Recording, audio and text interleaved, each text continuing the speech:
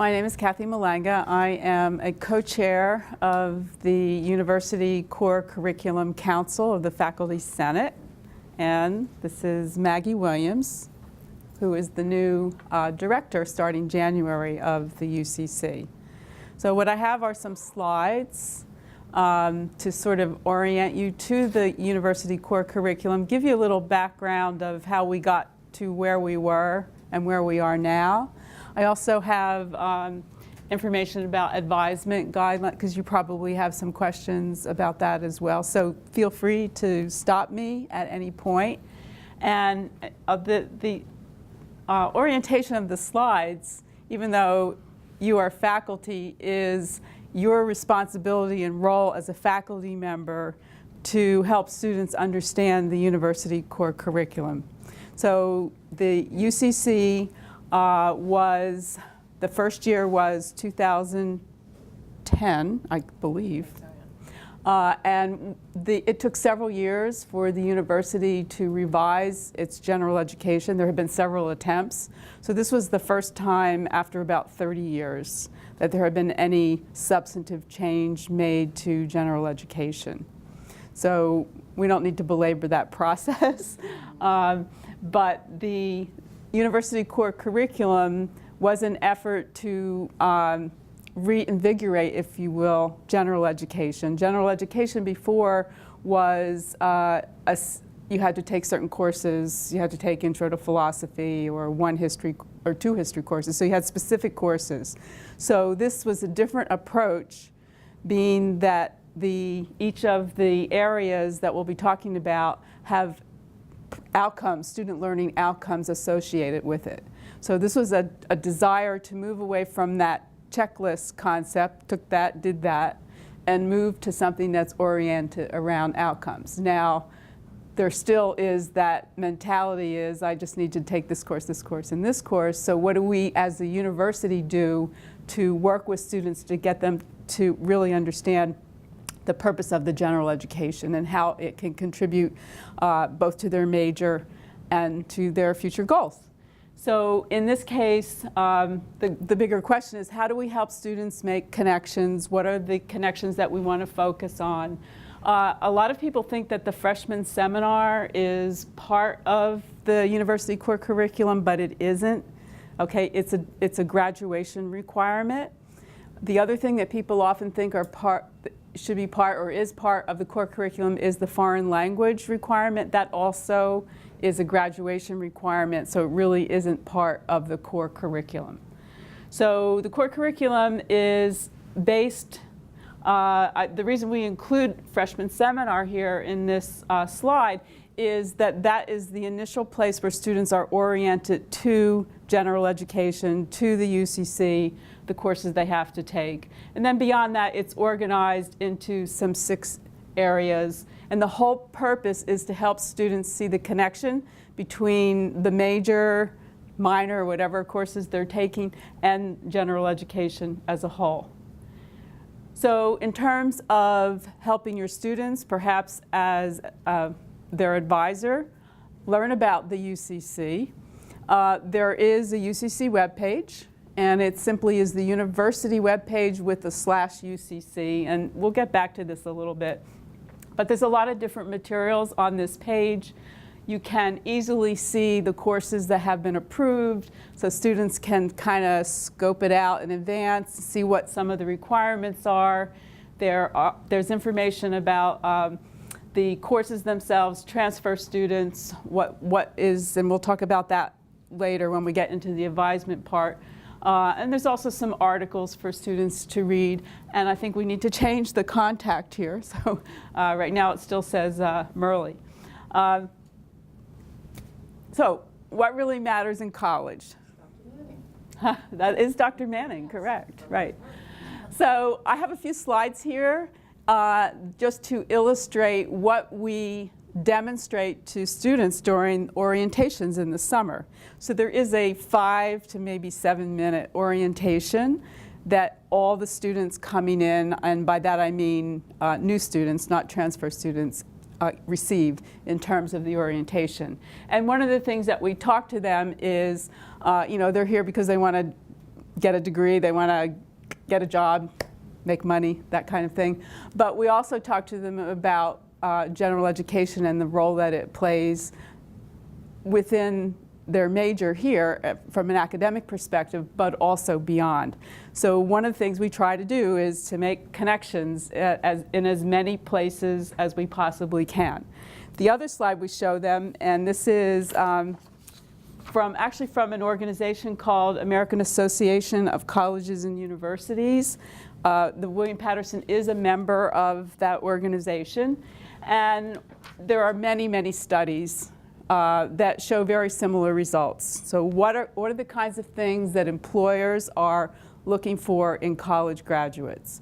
And so there's nothing strange about these: ability to think, ability to communicate, kind of standard types of things. So again, this is one of the orientation slides that we use with students in the summer.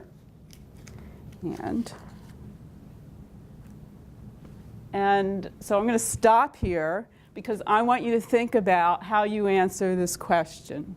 Why do I have to take this course? So very often if you're teaching a course that happens to be part of the university core curriculum, students, why am I here? Why do I have to take a philosophy or philosophical perspectives course? Why do I need to take this course? So I think that this is something that every faculty member needs to be ready to answer, sort of like that elevator speech, whatever it is. So again, to focus on not only the major itself, but how general education adds to their ability to think, to communicate, ask questions, and solve problems, because that's what college is all about, thinking, right? Learning how to think. So I encourage you to think about, in terms of when you're helping students understand the core curriculum, to also think about the answer to this question. This is a guide. I actually have this guide. It's coming from AAC&U. It's wonderful, actually. I'll share that with you. Unfortunately, it's kind of expensive to buy. So in terms of the university core curriculum, the desire to move from just the checkoff kind of area requirement type thing to something that's oriented around program outcomes. So the university core curriculum has a lot of outcomes. These are the program outcomes: communicate effectively, use quantitative skills, demonstrate critical analytical skills, etc. So there are 10 of these program outcomes. Now, these program outcomes are not necessarily unique to UCC. Many major courses also share some of these outcomes. So again, there are a lot of possibilities to help students start to make connections, if you will, between the UCC and also their major courses. So what does it look like? Well, first of all, it's a 40-credit program right now. It used to be 60, I believe. So we reduced the number of requirements substantially. Good in some ways, bad in other ways, but basically you can see that it's organized around 6 areas. First one is personal well-being. Second one is expression, which could be arts, communication, writing, literature. The one that's more traditional, if you will, in terms of like a distribution requirement, is ways of knowing. So philosophical perspectives, historical perspectives, social and behavioral, scientific perspectives, and then quantitative thinking. Beyond, this is called the foundation, 1, 2, and 3.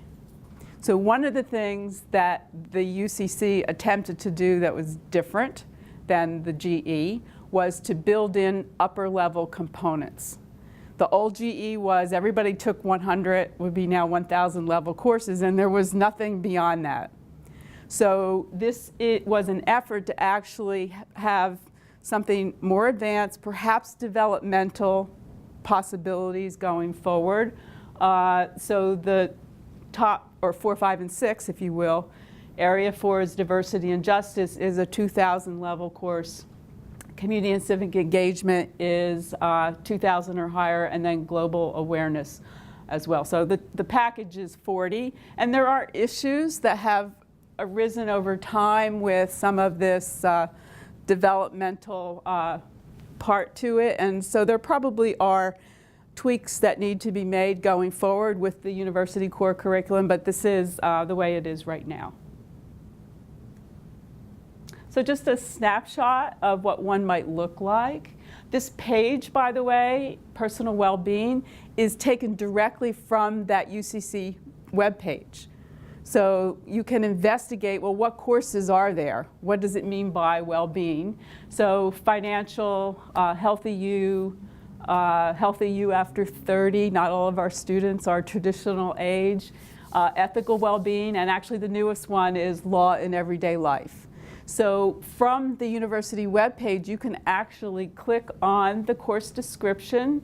You can read a little bit about it. So again, as a tool for helping students discover what kinds of things are out there, the webpage is really very, very useful.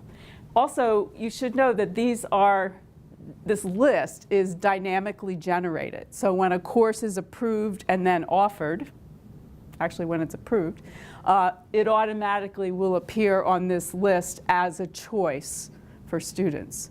So one of the other things that we were interested in was, where possible, to provide choices for students. Instead of saying you have to take a particular course, you have a choice of several within this area. So each of these areas, personal well-being, has its own set of outcomes. I showed you the program outcomes, but there also are outcomes for each of the categories as well. This is the second one, expression and ways of knowing. Expression would cover, obviously, writing, literature, arts, communication. The very first, I'll introduce the concept of the writing intensive course. There are some requirements that are sort of like graduation requirements that are associated with the UCC, and one of those is writing intensive. So the very first course that students take that would be writing intensive is their college writing course. And the ways of knowing is a substantial component of the core curriculum. Now, from the advisor perspective, some programs are more structured than others. So for example, someone in education probably needs to take more than one historical perspective course. In fact, I know they do. So there's always that. Sometimes departments require more in some specific areas as well. So just so you get a feel for it. So the ways of knowing, you can see that most of them are courses from philosophy. Students used to have one choice, Intro to Philosophy, and now they have several choices. There still are a lot of sections of Intro to Philosophy, but we've also now added another discipline, which is from political science, which is Power, Justice, and Freedom. So because the areas are outcomes oriented, and you can see in the second one, history doesn't necessarily own historical perspectives. So there is the promise and the opportunity for departments to offer courses that meet outcomes in a particular area if that's something they want to pursue. It is a bit of a challenge to conceive the course, create it. It takes a little bit of time to do that. But you get the idea of how these are organized. So students do have choices, and then also to try to bring disciplines together around a set of outcomes. So this is, I think, is a work in progress. We'd really like to see more choices. We'd like to see more choices in Area 3C, which is social and behavioral sciences. But it does take time to really see what works best and to conceive that new course. So the whole UCC, and this would be the credit side plus the requirement side. So there's a requirement for 4 courses to be writing intensive. Those courses can be in the UCC, but they can also be in the major. So a writing intensive course could be your senior capstone course, for example. Ideally, that's true, because the idea is to provide opportunities to write in a lot of different settings over the course of the academic career for the student. And so the more you write different kinds in different ways for different purposes, the better writer, at least that's the goal, you'll be at the end. So there are 4 writing intensive courses required, and there are 2 technology intensive courses required. I think the technology intensive courses, and we'll talk a little bit more about that, have been a bit more of a challenge than I thought it was going to be, but we're working on it. How many do you need technology? 2. Okay. Now I might just jump in here a little bit and mention that transfer student. So the transfer student who comes to the university with a degree has already met all of their UCC requirements, except for one of the writing intensive courses has to be at the 3,000 level or above. Can I interrupt for one Yes. second, though, because it depends on which degree. So it's and I never remember all the letters. What I remember is that if the degree has 2 letters, then that cancels out all the. Okay, it has to be. But if it's 3, so like I'm in the art department, so you could have an Associates of Fine Arts, and that will not count. Oh. So that each course will be transferred individually, but it doesn't count as an entire degree. So the AA and the AS. AA and AS from an institution, a 2-year institution in New Jersey. So there are issues, and I think the university is working on that. If your 2-year degree is from a community college in New York, there might be a challenge. Then it's course by course like that. And then it's course by course. So they still need a writing intensive One writing intensive course. and technology? None. Because the technology intensive courses can be anywhere, because the requirement for the writing intensive course is at a junior level or above, then the assumption is that obviously they didn't have that experience at their community college. There is a transfer agreement in New Jersey that William Paterson signed along with the community colleges. So this isn't unique to us. A lot of states have that type of thing, and it can have its issues too as well, and something that we might want to consider going forward. So this is what it looks like. Writing intensive would be 4 courses. Usually college writing would be the first one. The next one could be 3,000 level or above, but the actual writing intensive course could be a major, minor, could be an elective, could be anywhere. Okay? So again, another goal was to improve the integration of general education with the major, because they are related. So that's something else that we're working on. In terms of technology intensive, it's just 2 of them, and again, it could be anywhere. Let's see. So here are some examples of writing intensive courses. So you can see that primarily these courses are going to be courses in the major, and this is just really a short list. There are quite a few writing intensive courses. Let me jump into an advisor question here. Some departments, when Experiences in Literature was approved as a writing intensive course, all sections are writing intensive. But there are some departments that were reluctant to do that for some of their courses, especially certain major courses, and those are some sections might be writing intensive. And that can be a challenge for the student and the advisor and Maggie could probably jump in here, where people are trying to find a writing intensive course. Ideally, it would be at the course level, but writing intensive courses have particular requirements associated with them. There is a class size, I think it's 22 for writing intensive courses. Not quite sure. I get it confused with college writing. But so there is a limit to the number of students in the class, and there are some specific things required in order for a class to be writing intensive. So the way this works now is when you go into the course listing to register, it may say some sections are writing intensive, but when you actually look at the section, it will indicate that that section is writing intensive. It's a little confusing, and it does cause some issues. In terms of technology intensive courses, and so what's technology? We've had many, many conversations about this. So basically, I think it helps to see technology from the perspective of a discipline. So first of all, for a technology intensive course, the students are doing, okay? So they're actually doing the filming, okay? They're not talking about it. The professor isn't demoing it. They're actually doing.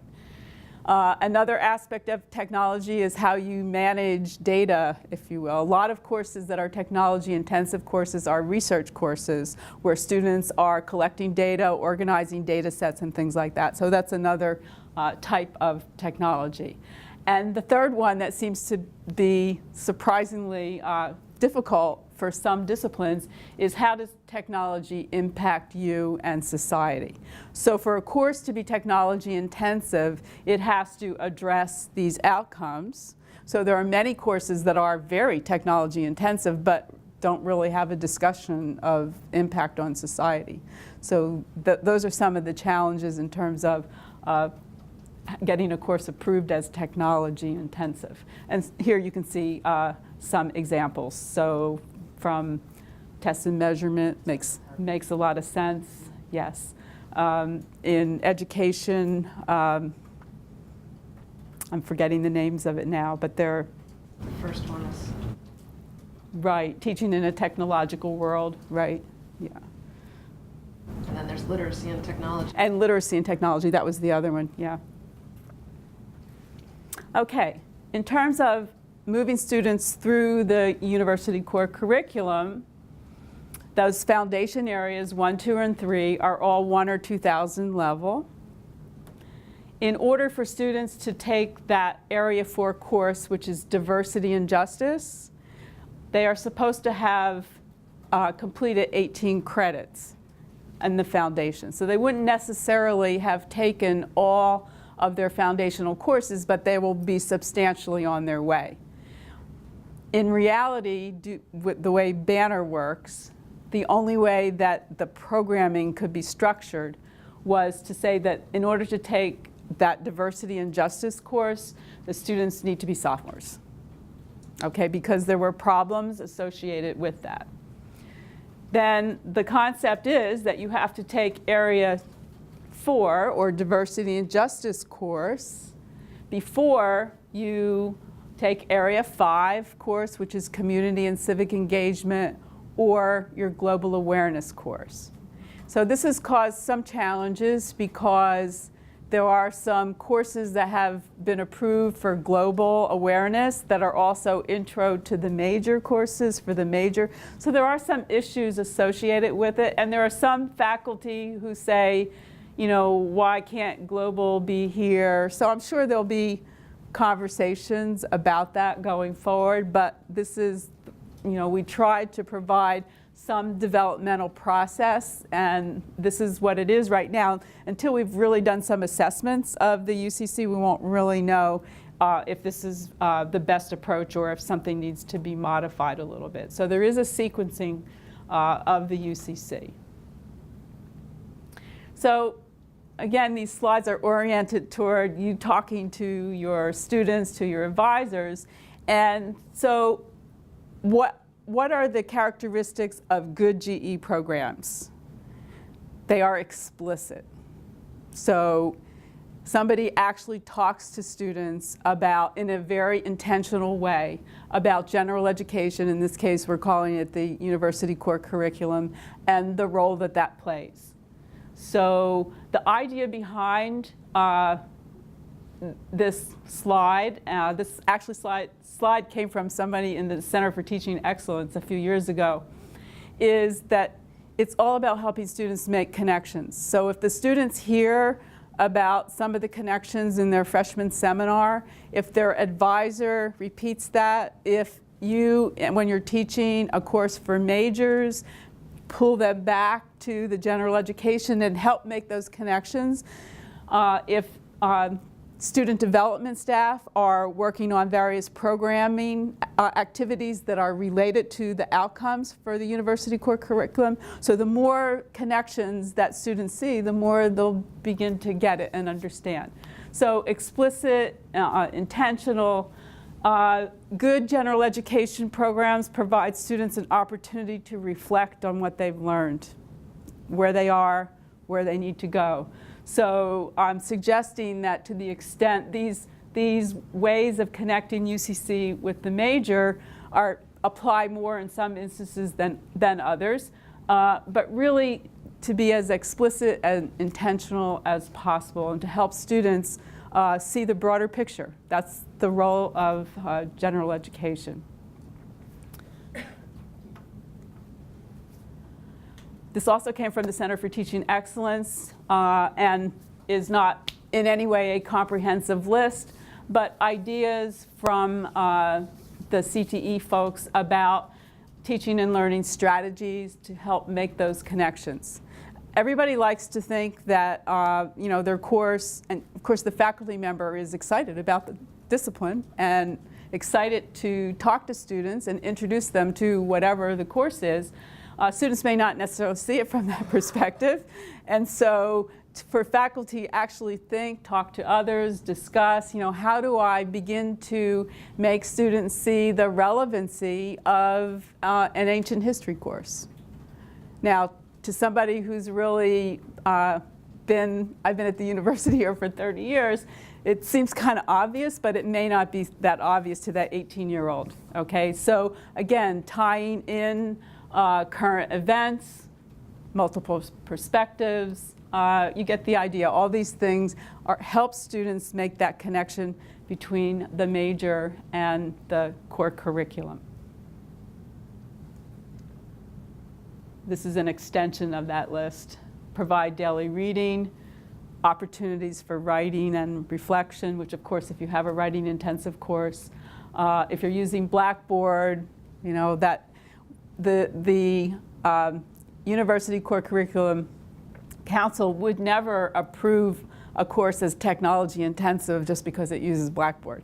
But all of these things help students use all the resources that are available to them, library and also university support services. Okay, so that's sort of the student connection side. Do you have any questions? I did. Let me go back. It was early. Oh, the first year seminar class and the foreign languages requirement. It's a graduation requirement. That is not part of the 40 UCC credits now? Correct. It's over and above. Yes. So the right now the freshman seminar is 1.5 credits. Okay. And there's been a lot of discussion of changing that. In fact, one of the original proposals for the core curriculum incorporated freshman seminar, but that's not the one that got voted in. So that didn't work. And then in terms of, what was the other one you said? Foreign language? Oh, the foreign language. The foreign language is a placement type thing. So How many credits do they have to have in a foreign language? it depends on how they come in. They have to test. They can test out if they are at a specific level. Okay, and I'm forgetting exactly what that is right now. So if the student is very advanced in a particular language, they may or may not have. So the way that reads as credits is 0 to 6. It's the equivalent of 2 semesters. 2 semesters. Right. Okay. Right. So if they test out, they get the equivalent of 6, or it depends on what they. No, they just get 6 other credits to take somewhere else. Oh, so they just They just test don't out of have it, to, yeah. and they have. Okay, they're just. I don't know that happens that often. I'm not really sure how that process works, but okay. So, Yes. Regarding choices, you said that that there is an ongoing sort of need to have more choices within the UCC. So, if a faculty or group of faculty are interested in exploring or developing the UCC course, what is Okay, the procedure? we'll get to that. Okay, that's sort of the next part. That's a great question, though, because that's really what needs to happen, is more innovative courses from Yes, faculty. we've been having some conversations within our faculty. Well, think about it this way. With the old GE, faculty expected writing to be taken care of by the English department. And that isn't true anymore, because writing now is integrated with the major, which is a good thing. Okay?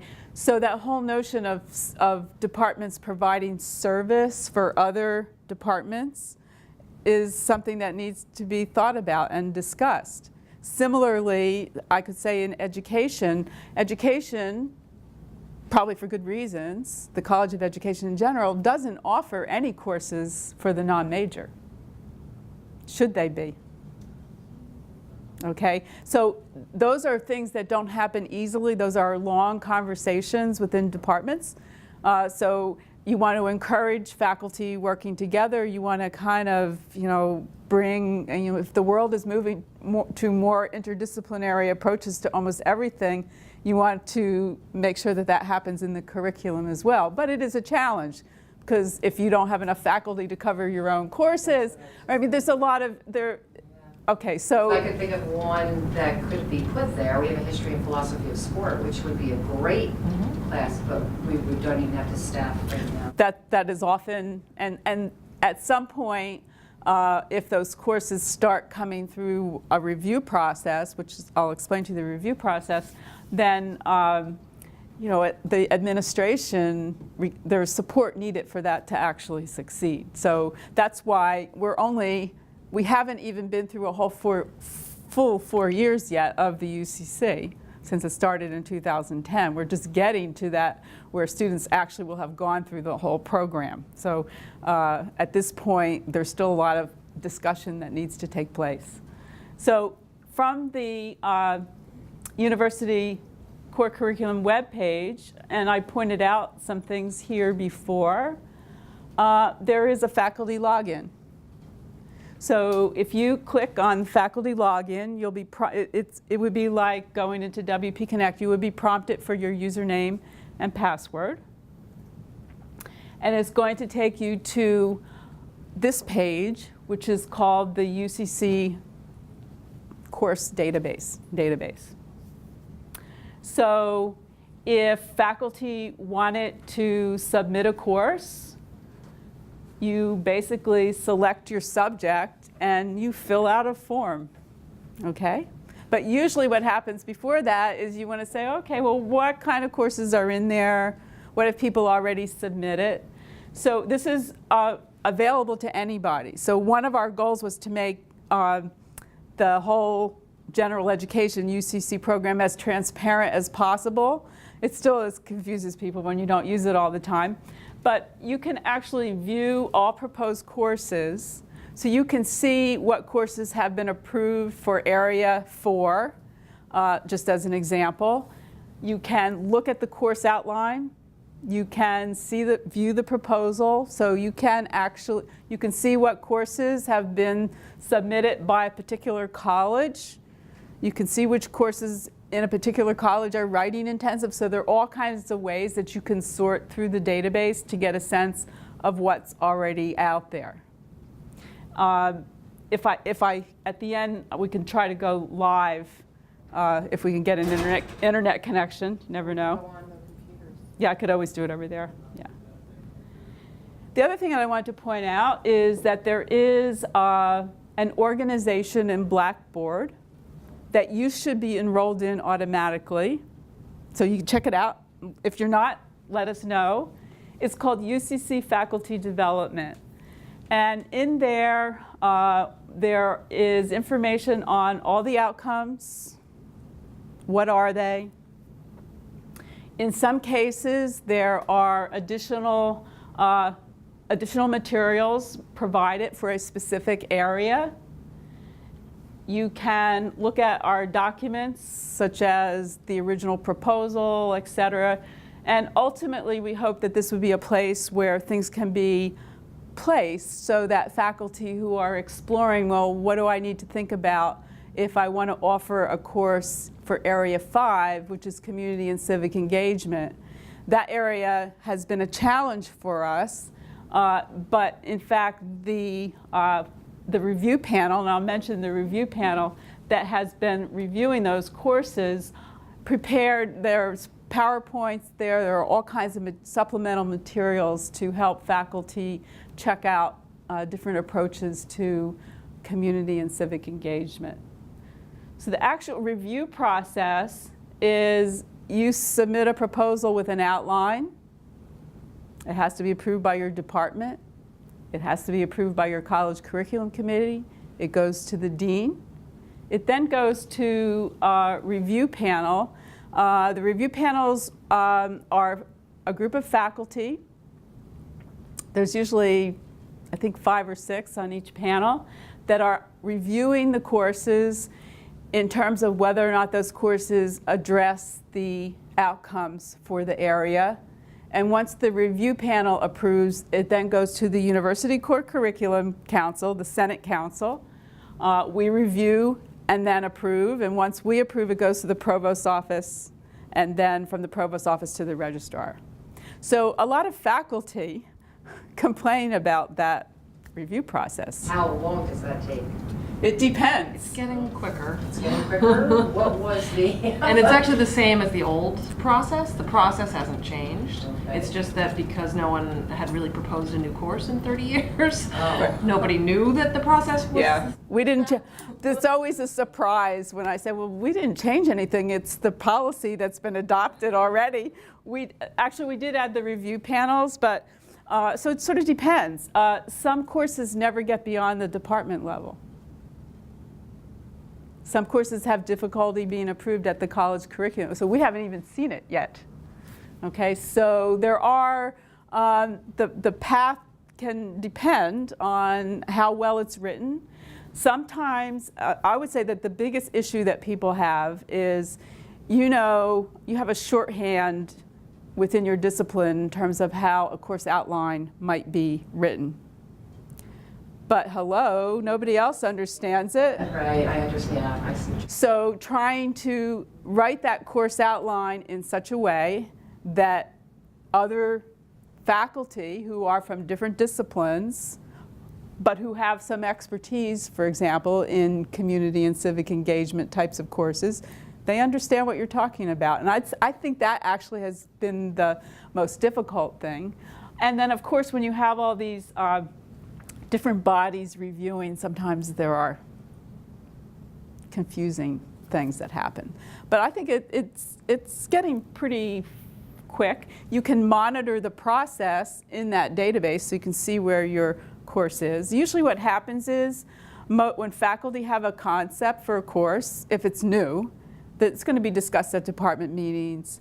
And usually it doesn't get officially submitted into the database until the department has approved it. Because otherwise it goes back and forth a few times, which that part is unnecessary. So every department and college has its own review process. But in terms of how long it takes, if a course is accepted by the department, the college curriculum committee doesn't meet all the time. They don't meet in the summer. Okay, so there are some planning. Is there a schedule for the college curriculum committee? A schedule for the year that they meet? I've noticed that some colleges do have that posted, but I'm not sure. Quarterly or Right. every? I think it varies by college. Yeah. So the reality is that, let's take the fall semester. If you wanted a course to be approved in time for the spring semester, it has to be through that process before registration. Okay, so that steps it back. Okay, and then it sort of depends on whether or not, some courses go completely through quickly and then others don't. So, and sometimes for good reason too, I have to say. So all those things have to be factored into it, okay? And we've been working with the registrar, has been very flexible with us once a course finally gets approved. Or sometimes a course is approved for say Area 4, Diversity and Justice, and then somebody said, I'd like to make that a writing intensive course. So then they have to go back and go through the process, which we try to facilitate. But you know, there's always a lot of conversations that need to happen along the way. Yes? Another question, is there a course template that someone, looking to?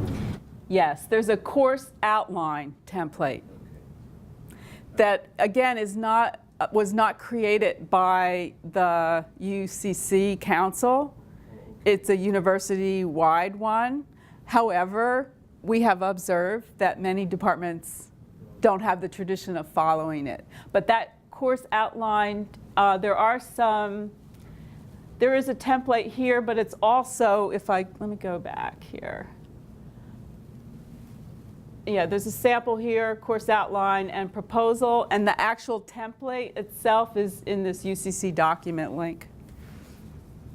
We've definitely seen on the council courses, I think from education, I know from nursing, that have a different, like those tables. Don't you guys have those tables in some of your course outlines that people in other colleges had never seen before, and there was sort of discussion about why do we need this whole table, but because the college, uses that system, then everyone else sort of says, okay, accreditation, right, exactly. Right. So the rest of the council then says, it's go for it. prescribed.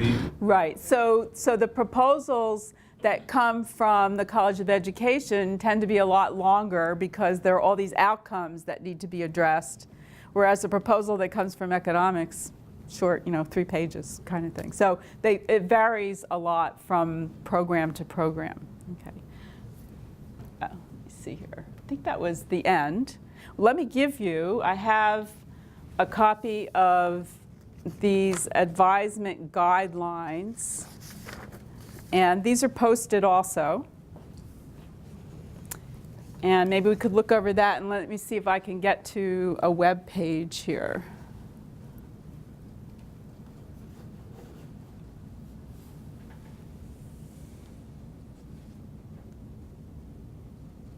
We did provide orientations at different colleges, at least initially. Let's see here.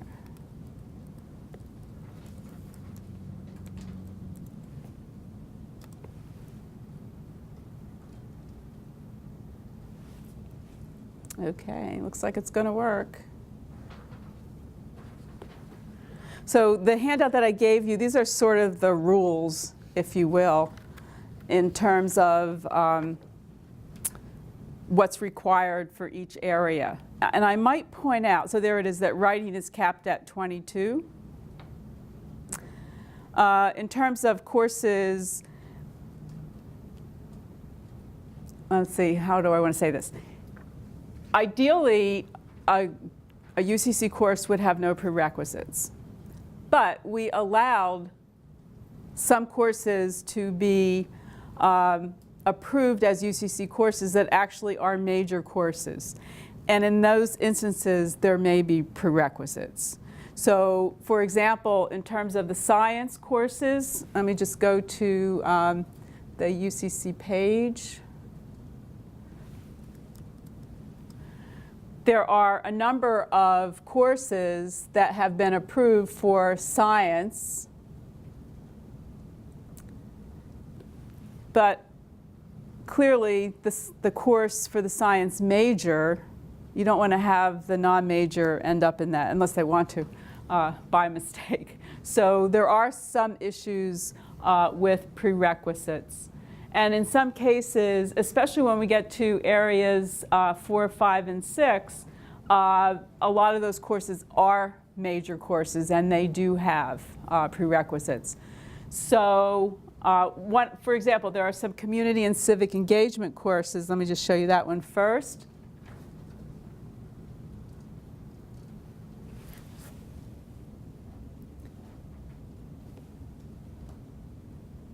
It should be opening up. There are some courses in community and civic engagement. For example, there's one, I forget the exact title, but it's public sociology. And that course is really for majors, although other students might actually have the prerequisite, which is, I believe, one of the introductory social courses. Looks like it's not going to open. Let me see, I wonder why. When you say, I'm just a little confused about something. Oh, here, with diversity open, let me show you that one. Yes, Tony, go ahead. No, I was just confused about the way it's written here, like in number 2, we're in area 2. Yes. It says 2A, 2B, 2C. Okay. I'm not getting that. Okay, 2A is arts or communication, 2B is writing, and 2C is literature. So there were 3 course requirements in expression. Those are the course requirements within that. Yes. So they're just subdivisions Right. of the Okay. expression area. And in fact, each of those areas have a set of outcomes associated. So there are outcomes for Area 2B, which is college writing. There are only 3. I mean, they're not, it tends to be maybe 3 to 5, maybe 6 outcomes for each of the areas. So similarly, Area 3 is sort of subdivided. 3A is philosophical, 3B is historical perspectives. And in terms of the review panels, if someone submits a course for philosophical or historical, it's the same review panel that looks at 3A and 3B. And there's one panel for 3C, 3D and 3E. That's the same panel that looks at both D and E. So here are examples of diversity and justice. So this would be the course that has to be at the 2000 level. In other words, a student has to have be a sophomore status, ideally have completed a good portion of their foundation courses. Although we found out, or someone was just saying the other day, one of the things we wanted to stop was the senior taking science. Okay, we're not there yet, because students are still doing that. Because if these courses are really foundational to something else, you really want to get students to take them earlier rather than later. But some programs, I don't know how many credits your program, some programs are so credit intensive that there are other issues associated with it. Education actually is another one, because there are so many requirements that are from the state that have to be met. Do you have issues with some of these classes that the kids can't get into them for because they're overlooked? We have. Could that hold them back? Is that? In theory, yes, but there haven't been a lot of that. So, for example, there used to be in this area, we used to have everybody had to take what was that called? Racism and sexism. Okay. So in this, racism and sexism was a common course that students took their first semester, actually. And many faculty felt that it was more appropriate for that to be at a higher level, for one thing, and also to provide more choice. So here, if I can scroll, you can see some of the choices. And this took a while to get this many choices. So we still have the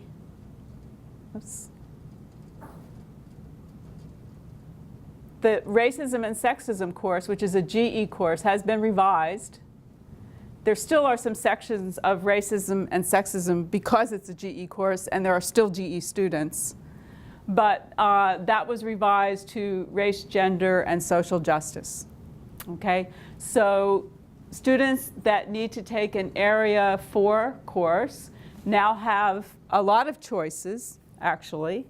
Some of the choices, like sociology of race and law, I believe that one is intended primarily for majors. So some of these may be intended for majors. Many of them are open to everyone. So this is an example of where we've had a lot of good discussion. And so initially, where students had a choice of one, they now have all these choices. Okay? It's very difficult to get a course approved for Area 4 because it has very specific outcomes that need to be addressed in the class. So, but a lot of faculty have done a good job. We just approved one, I'm not forgetting, we just approved one not too long ago. So you can see that it's covering quite a few areas. Some of them are kind of interesting. Oh, it was the labor movement. History of U.S. labor movement. Okay, so we just approved one last week, actually, but it hasn't made it to this list yet because it doesn't make it to this list until the registrar enters the course in Banner. Okay, so a course may be approved. If it hasn't been offered yet, it may not show up in this list. The other thing is that in order for a course to be a UCC course, it's supposed to be offered at least once a year. We haven't actually followed up on that yet, and I think there are a few courses that we're going to have to say, hey, wait a minute, where's your course? And the other thing is, and we haven't figured out how to do this yet, we don't want these to be UCC for life. You know, once you had a GE course, it was GE forever. So at some point, the UCC Council will figure out, maybe it'll be associated with program review, I'm not quite sure how that will work, where that course is reviewed again to make sure it's really addressing the student learning outcomes. So that's sort of where we are right now. Let's see. Any other questions?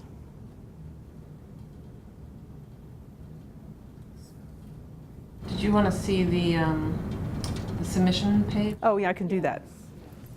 Let me do that. I just need to log in.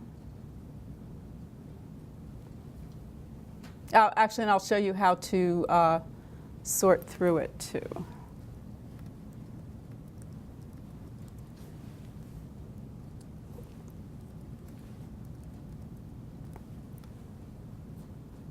You can access this from anywhere. It's kind of a large database, so so basically, if you wanted to submit, all you do is click on subject and find the correct alpha code, I guess.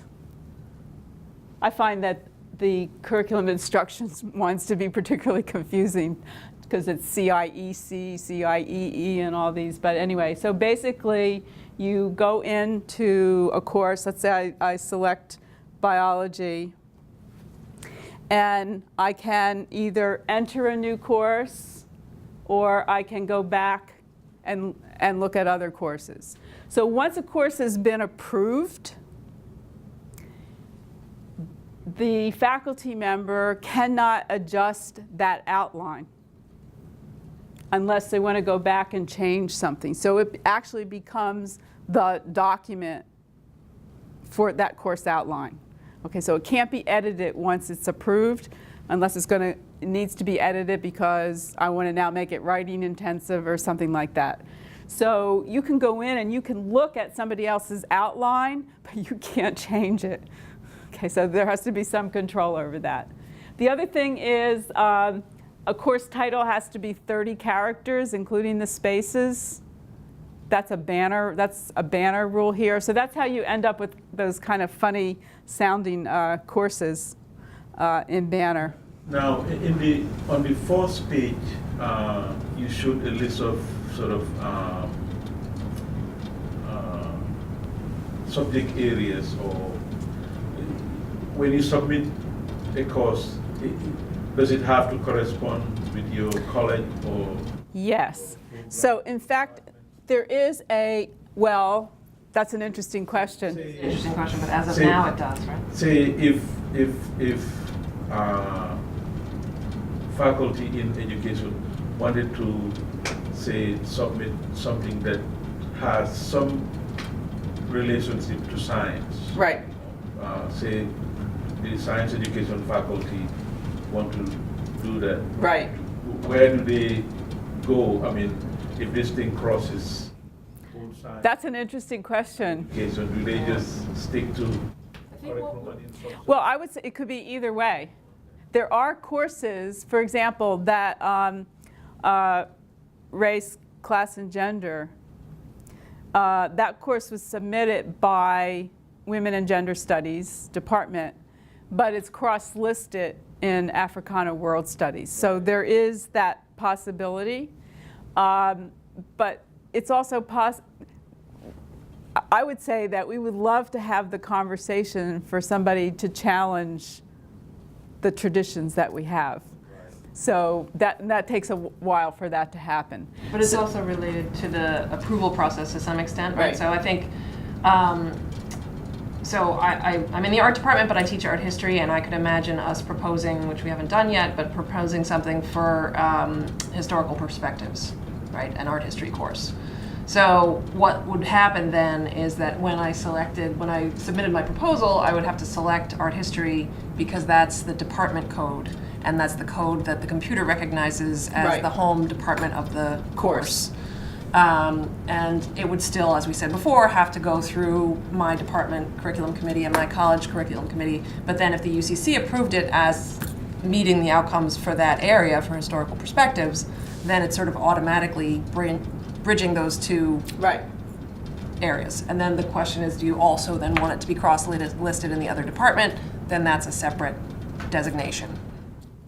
I don't know if there are any cross-listed courses now that cross over college. Yeah, there are some over colleges, right? I mean, usually the cross-listed courses tend to be within the same college, but there might be some others where a course, say, you know, a nursing or a health science course of some kind might have, like health economics, might be in nursing, but also possibly business. I don't, there's nothing to, there are no rules against that except getting it through approval processes of faculty and the college curriculum committees. It could be a challenge, I think. Have you had a case where faculty from different colleges collaborated on a UCC course? I cannot think of one. But again, we're hopeful. Right. So you're asking the questions that show the direction that we need to go.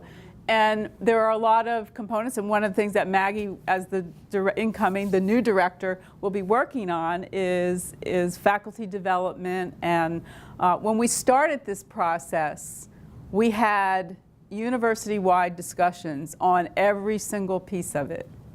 It was really very good. So the core curriculum, in some ways, provides an opportunity for faculty from different disciplines to start talking about learning, outcomes, pedagogy. It has some nice features, if you will, that encourage that, but we haven't had that one happen yet. Okay. And the other thing for science, if it were a science course, the UCC science course has to have a lab. So that would have to be incorporated as well, right? That would be very exciting to see something like that. It's not unusual to have faculty in education and in the other disciplines Right. collaborate Because you're science educators. Right, Right. exactly. And, Right.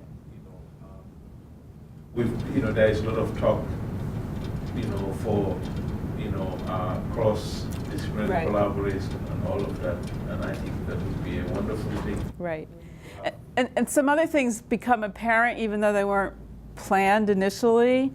So, for example, the writing intensive courses. So departments need to worry about where are my majors going to get that experience.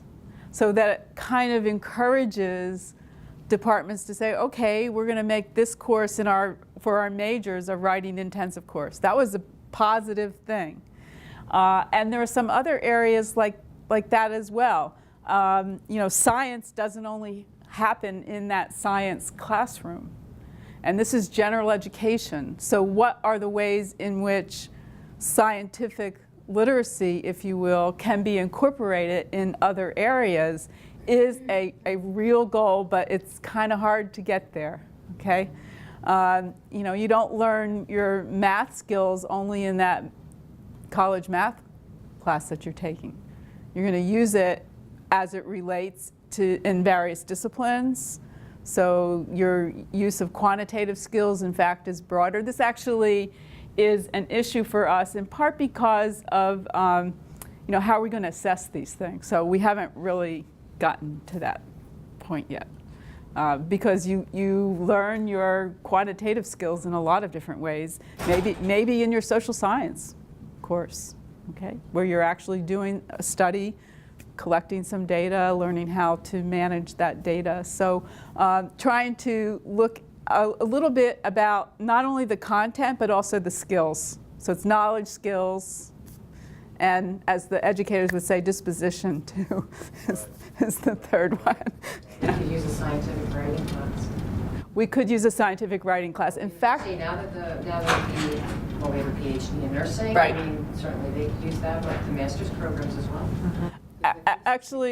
actually, in terms of the basic writing, which would be Area 2B, right now the only course in there is college English. Nobody else has made an effort to put something in there, but there is nothing to stop that from happening.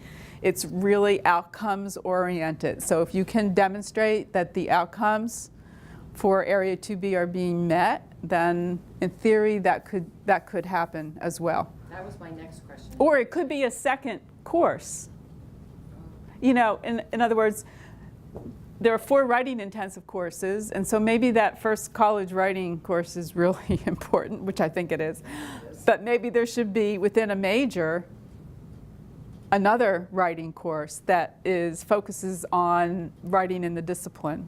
So every college, I think, will approach that differently because, an accountant does certain kinds of writing, you do certain kinds of writing too. Right. Then the only tricky thing there, though, is I always forget the numbers, but so isn't there's a limit of how many courses you can take in Yes. is it 9 credits? Okay. Yeah, in terms of, in order to not have the student actually end up taking all courses in one discipline, aside from the foundation courses, 9 credits can be, for UCC, can be in the major.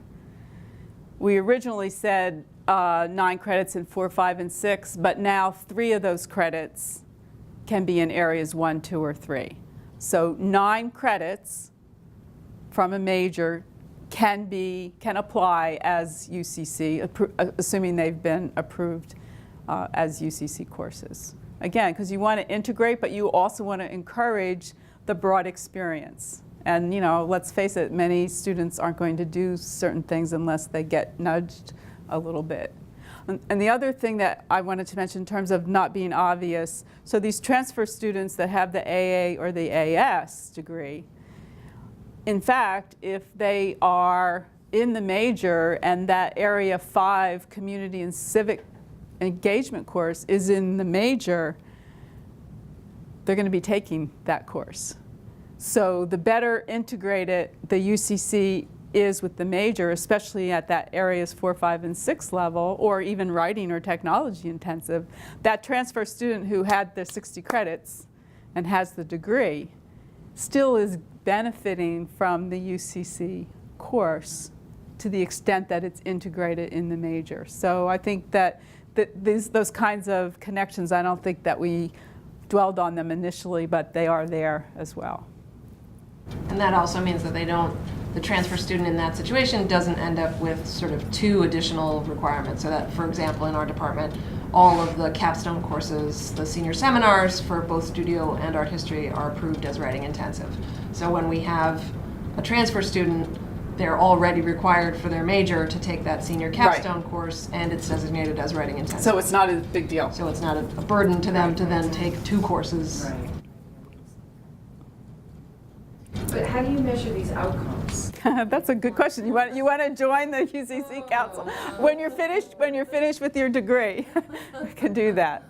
Well, actually, Maggie and I are meeting on Thursday with the Senate Assessment Council. There is a draft plan. It's quite challenging because for the program outcomes, there are 10, and each of the areas has I would say, I said 3 to 5 or 6 outcomes. So how are we going to do this? What do we want to focus on? So it really is a big task, okay? This semester, the library is focusing on program outcome 5, which is locate, evaluate, and apply. And we sent an invitation to faculty who are teaching courses that have UCC Area 5 checked off. Now, the faculty may not know that. We actually got some responses say, I'm not teaching a course that meets that. I said, oh, yes, you are. Okay, so there's a learning process, and basically in that regard, we'll be asking the faculty to use a rubric to assess their student ability based on that rubric. So there are a lot of different ways to approach it, and it will be a challenge. So, like I said, when you're finished, you can volunteer to be on the assessment council or the UCC council. The reason why I asked, Right. I don't know if the camera should be rolling or not, but I noticed, and I've been teaching here for a long time as well, so I noticed the change in the students. And I'm sure other departments, and this is kind of an ongoing conversation with a few of our faculty in our department, that they're really lacking critical thinking skills. So what is happening here from the UCC? Isn't that supposed to be preparing them to think critically? We've noticed that, they get those multiple choice questions and they're okay with that because it's short-term memory. Let me memorize it, let me regurgitate it, it's done, it's over. But when they get the case studies, Really? just, I swear to God, they are just not getting the concepts. And I've had the conversation with my students to say that, this is really important, that when you leave here, nothing is going to be cut and dry, multiple choice. Right. Working with the human body, you have that, their case studies, each individual is a case study in itself. So you need to be able to take all of those things that you had learned and develop in your mind a critical way to be able to evaluate, number one, to be able to treat or perform, Right. As a trainer or a cardiac rehab specialist or whatever it is that they're going to do. And they just don't have those skills. This cohort of kids, and I'm not so sure where it's coming from. I'm not sure, is it coming from high school? Are they just so focused on test scores in high school that they're not giving them critical thinking skills? I don't know. Where is it coming from? So we're all baffled by this. Like I said, this is not the way it's always been. See, now, And it seems to be getting worse. I hear the cohort that's coming up, I hear it's a little bit worse. I'm like, how can it get any worse? So that's why I say, how do you evaluate that which you say you want to do with these students, but yet we're not seeing it. So what's happening? Well, I think that it's a very, interesting question. We deal with that all the time, and we ask. We are sort of in the front line of the education sort of struggle, and we ask ourselves the same question. It's very complex. It's a whole bunch of things why we're getting the kinds of students that we're getting. It has to do with the assault on public education, which is not a secret. We've seen how funding for public schools is gradually, or has gradually been sort of gutted over time, and whilst that is going on, teachers are being asked to do more. You have all these standards that are being imposed on schools, but there are no sort of equivalent investment to make sure that teachers have the professional development they need, they have the training and all of that. And so that's one part of it. And the other part of it too is also just the status of teaching in general. I mean, teachers work very hard. I mean, if you go to any public school and you see the kinds of things that they deal with, they have to deal with things that as a society, we kind of just either don't have the political will or, don't want to deal with it, know, for instance, poverty, you know, crime, unemployment, all those things are things that we as a society need to deal with. But they find their way into the school system through kids and all of that, and teachers have to address those issues. Now they want all schools to sort of begin to include all students regardless of their status. Right. You know, and teachers are not trained to deal with, say, severely handicapped students Right. who need, you Yeah. know, very specialized kind of support. So it's very complicated, but it's very easy to just kind of simplify it, and my point is that it's very difficult to answer that question because Right. it's a I very complex one. And of course you have the changing demographics, you know. Yeah. You Well, and know. I think also with regard to Tony's point about the UCC in particular, I think that, you know, what you're asking gets at sort of the core, no pun intended, of what we're trying to do. You know, that we really want to change the problem that you're seeing. But it's a young program, and so we're starting to make that change, and we're starting the assessment Right. process. And I hope that once we get a real mechanism for assessing those outcomes in place within the next maybe 2 years or so, we'll have some data that can show us Right. hopefully some improvement, and then from there, you know, increasing improvement over time is ideal, obviously. But that's exactly, you know, the crux of the problem. And I think I had a conversation with a colleague in my department this morning about that word core too, because in New York State, where I live, and my husband's a high school teacher, we're dealing with the Common Core standards for K-12, and there's all this Right. debate about, Right. you know, those and that. And I said, but that's a whole different kind of problem, which goes to what you were saying. You know, yes, there are a lot of problems with the standards, but we're talking about the core curriculum as opposed to the standards, and so Right. it's you know, but it also opens up that conversation between higher ed and K-12, which I think is And between faculty teaching the foundational part, the core, and faculty in the majors. I mean, the UCC is a good tool. Maybe there should be some kind of a roundtable. Yes. I will suggest it to the Center for Teaching Excellence, and I think the opportunity for people to share their experiences and say, well, if this is what we want, and this is where we are, how do we get from here to there to the extent we can? So it really is important to have conversations that, just like Maggie just said, I think that's really key to having a successful program. Just like the characteristics for students in terms of the opportunity to reflect, I think faculty need it also, to reflect on the core curriculum, what do we want it to be? Because that's going to be the best result for the students also. See, I know you guys in education, you have a GPA requirement because you're state-based. Yeah, We don't. exactly. We don't, and so that's where our issue comes in. You can just say, hey, look, you didn't meet that requirement, you're out of here. Exactly. You know, we cannot do that, so, you know, and Right. we still have people who are going out there and working with, you know, human bodies, and you know, they're not in nursing, but they're pre-PT, some of them are walking through pre-PT, and, you know, without that kind of requirement, it puts a lot of pressure on us. I mean, I want to see it, and I've told these students, I want to see you succeed. I'm not here to fail you. I don't want to see you get out. Right. You know, I'm here to help. You know, and some of them just, you know what I mean? So it's just, you're trying to reach them. I try so hard.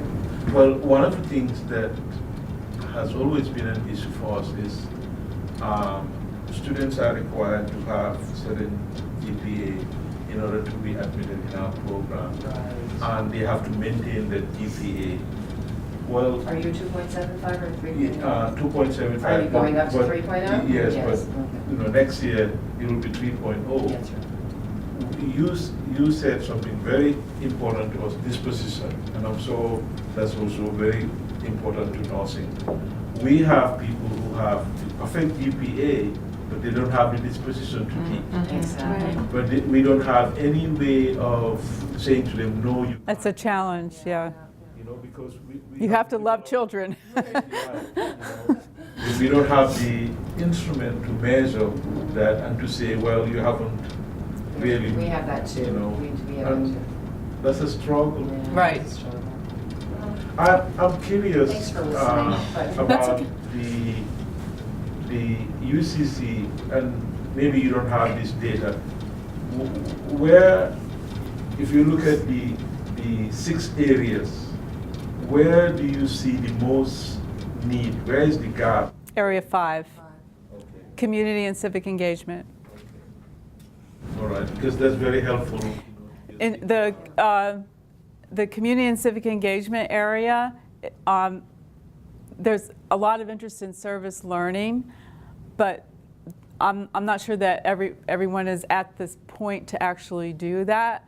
So those outcomes, actually the area outcomes for community and civic engagement also allow a case study approach. So it isn't necessarily going out into the community. So I think the hope is that once faculty get accustomed to using the case studies, and then find it easier and easier to actually engage students with various issues in the community. So those courses are a mix. Some of them are really service learning, and some of them are case-based. So there's no, you actually have to, if you look at the materials, you'll see that. But that's one that we're concerned with, because we need to have places for students to take those courses. So I have a course that I teach called Exercise in the Older Adult, and they actually go out for 18 hours. Would that be something that might fit into that? I'm just saying. Well, the area 5 is learning the skills to solve community problems, if you will. Yeah. But does it have If you any look- kind of community? No, it doesn't. So I would encourage you to look at the outcomes and some examples of other courses that have been approved in that area. That gives you a good sense, okay? Or to talk to, in College of Education, the chair of the review panel is Julie Rosenthal, okay? So the review panel has a lot of experts, people from different disciplines who are very committed to the notion of civic engagement and service learning.